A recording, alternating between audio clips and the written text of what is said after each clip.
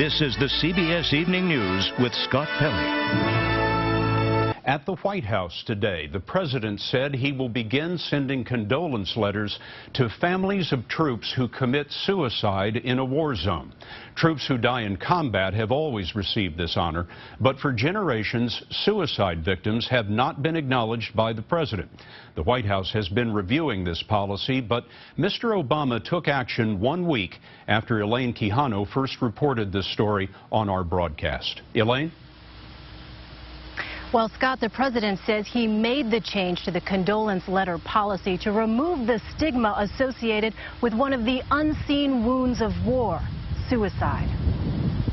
In a written statement, the president said this issue is emotional, painful, and complicated.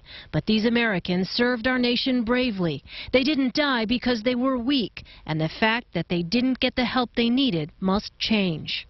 The group Iraq and Afghanistan Veterans of America, which has been advocating for more mental health programs for veterans, called the president's action long overdue. While we think this is a positive first step, I think a lot more needs to be done, that the White House really needs to redouble its resolve to addressing the suicide epidemic head on.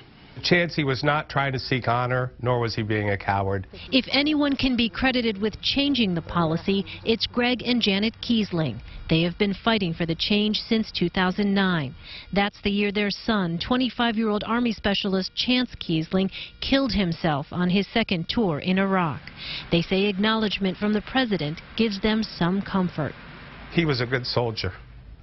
And so I think that's the part that I want to know that the country appreciates, that he fought, he did everything he was asked to do.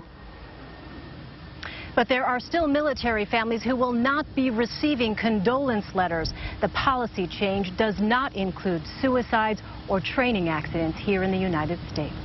Thanks, Elaine.